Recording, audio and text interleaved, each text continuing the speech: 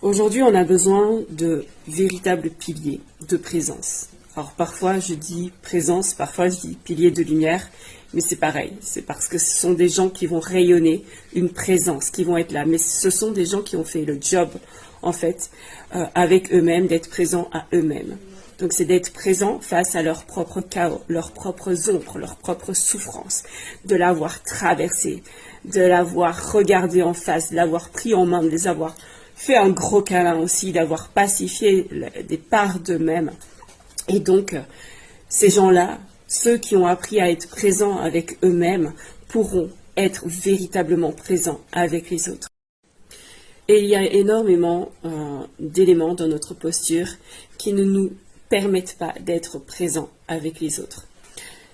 Je revisite toutes ces subtilités, en fait, dans nos postures, tous nos automatismes, tout ce qui est, on va dire, comme normalisé depuis très longtemps, trop longtemps, en fait, dans notre façon d'être avec les autres, dans notre façon de relationner, d'apporter du soutien.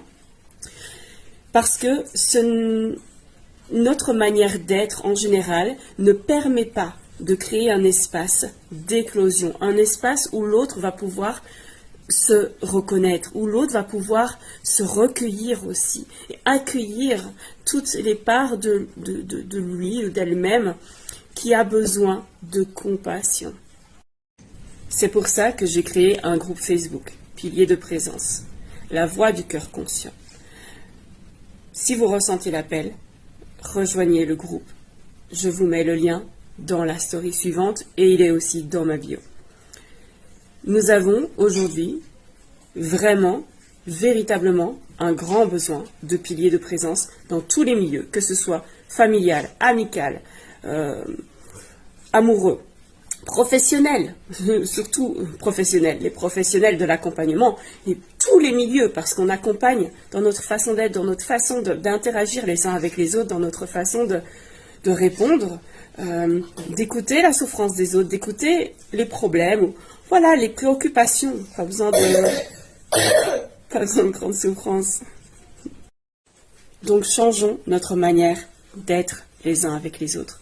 Réhabilitons des valeurs nobles, des valeurs humanistes. Ensemençons le nouvel humain. C'est ce qui nous est demandé aujourd'hui. Alors si vous ressentez l'appel d'ensemencer et d'incarner le nouvel humain, un nouveau prototype, d'être conscient et présent, alors c'est l'appel. Ok, c'est l'appel. Rejoignez-nous parce qu'ensemble, on va ensemencer et incarner et rayonner ce modèle-là partout autour de nous. Il en faut. Venez et inspirez ceux qui vous entourent.